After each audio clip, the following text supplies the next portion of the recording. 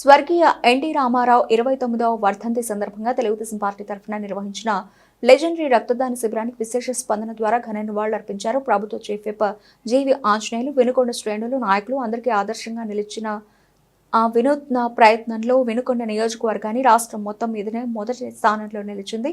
శనివారం వినుకొండ పట్టణం గంగినేని ఫంక్షన్ హాల్లో రాష్ట్ర ప్రభుత్వ చీఫ్ విప్ వినుకొండ ఎమ్మెల్యే జీవి ఆంజనేయుల ఆధ్వర్యంలో నిర్వహించిన ఈ బ్లడ్ డొనేషన్ డ్రైవ్ కు ఉదయం నుంచి అంచనాలకు మించిన రీతిలో కూటమి నాయకులు, కార్యకర్తలు, ఎన్టీఆర్ నందమూరి అభిమానులు, ప్రజలు పెద్ద ఎత్తున తరలివచ్చారు.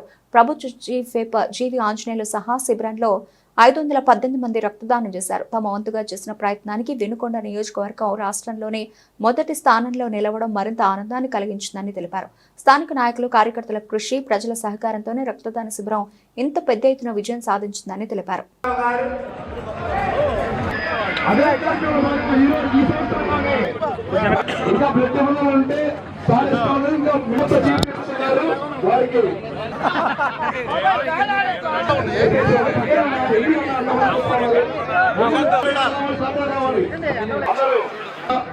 గౌరవనీయులు నియోజకవర్గ శాసనసభ్యులు, రాష్ట్ర ప్రభుత్వ చీఫ్ ఆ విధంగా మరలా బ్లడ్ ని అన్న నందమూరి తారక రామారావు సందర్భంగా ఇచ్చినందుకు వారికి పేరు పేరు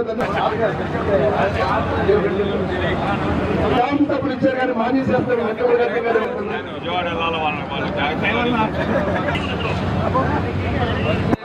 తెలియజేసుకుంటూ అదే స్ఫూర్తితో